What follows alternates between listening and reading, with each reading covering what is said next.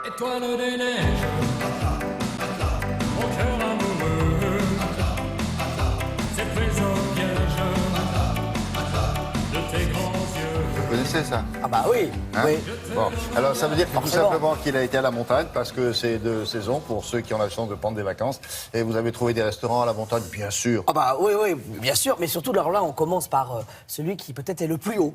Il est à 2300 mètres d'altitude, Et il a vous 2 y allez- étoiles. Vous y allez comment? Ah bah on y va en triporteur, on met les chaînes sur les pneus et, Oh. et on monte. Ah bah oui, oui, parce qu'il y a un peu de neige là-haut. Mais alors, il bosse que...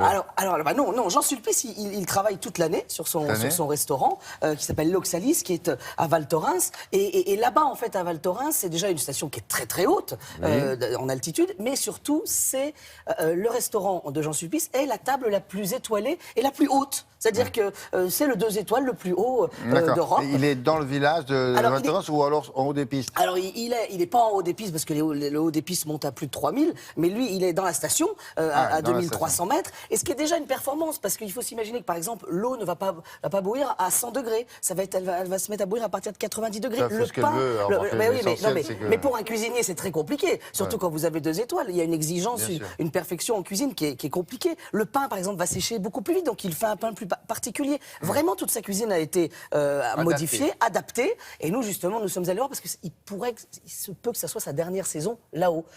Oui, parce qu'il vient d'acquérir l'auberge de Perbise, vous savez, à Talloires, une institution du côté du lac d'Annecy. Voilà. Ah bah oui, Ça me dit oui, quelque chose. oui, Et l'auberge alors, de il va Perbise. redescendre Il hésite encore, mais en tout cas, là nous y sommes allés. Regardez.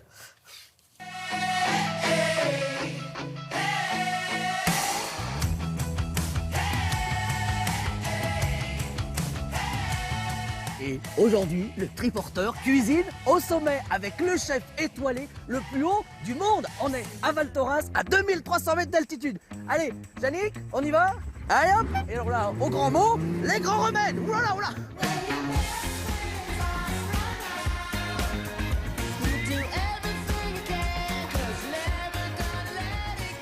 Quelle idée de venir cuisiner à 2300 mètres.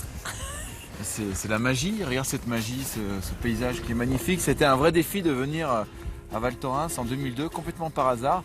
Donc j'ai une cuisine qui est complètement différente entre l'été et l'hiver, parce qu'on travaille beaucoup avec les plantes, les champignons de la vallée des Bellevilles, autour du restaurant. Et ça, c'est fabuleux de pouvoir mettre la montagne dans mon assiette. Je crois que je fais partie des rares restaurants 2 étoiles au guide Michelin où on peut venir à mon restaurant en ski. Pas de voiturier chez Jean Sulpice, faut juste des skis. Running down to the riptide, taken away to the dark side. I wanna be your left-hand man. I love you when you say. Bon, finalement, il y a une particularité de cuisiner ici, en altitude. On a changé des choses en cuisine. Alors on n'a pas changé les choses, c'est que on s'est adapté tout simplement parce que je me suis aperçu des difficultés qu'il y avait. Tu vois, regarde l'eau, elle bout. Et ça, c'est l'une des particularités de Val Thorens. Là, on est à 83, Là, on est à 84. 84. Ça veut dire en fait qu'on a revu toutes les cuissons. Alors on n'a pas revu toutes les cuissons, mais il a fallu s'adapter à toutes les cuissons. 17% de taux d'humidité. Donc avant, je faisais mes petits pains. J'allais voir les clients, il me dit chef, votre pain il est pas bon. Je dis, comment ça il est pas bon? Et on s'est aperçu que quand on l'envoyait, au bout de quelques minutes, le pain séchait très vite. Donc il a fallu que je réadapte une recette de pain. Et avant, dans les villages, on cuisait un pain et c'était une croûte qui était assez épaisse. Avec pour une mie bien dense. Exactement, pour affronter ce peu de taux d'humidité. Allez les gars, on y va, on va chercher le triporteur. Et alors là, avec une température extérieure de moins 7 degrés, on va cuisiner. Alors aujourd'hui, je vais vous présenter une spécialité savoyarde Oui. qui s'appelle la rissole. On va commencer par la pâte. La pâte, il faut de l'huile de noix, de la farine, Très bien. de l'eau.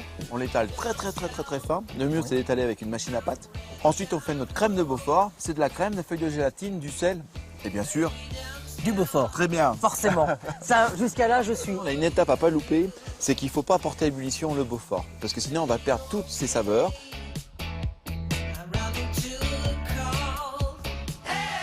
Alors, la relève. Et ceci dit, quand on s'appelle Paul en cuisine, ça veut dire quelque chose quand même, hein? Non? Ah bah Paul, c'est un grand nom de la cuisine, on l'appelle même Monsieur Paul. Monsieur Paul. Paul, qu'est-ce qu'on regarde tous les matins? Tous les matins. Non. Et pour une fois, Paul, tu sais qui c'est qui nous regarde? Toute l'équipe de Télématin. Et Non, mais c'est eux qui nous Là, regardent. vous êtes dans Télématin. C'est l'arroseur arrosé.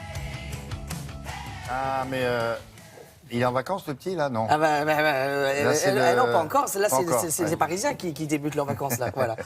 Bon, Bon, ça a l'air bien. voilà, et il a sorti un livre assez incroyable, regardez, L'assiette sauvage. Alors là, parce que sa spécialité, il a fait ses classes chez Marc Vera aussi, Jean Sulpice. Ah oui. Donc sa spécialité, c'est aussi les herbes. Voilà, c'est une cuisine de territoire et on épouse la Savoie et la Haute-Savoie là-haut, au sommet, à 2300 mètres d'altitude. Voilà. Merci beaucoup, jeune homme.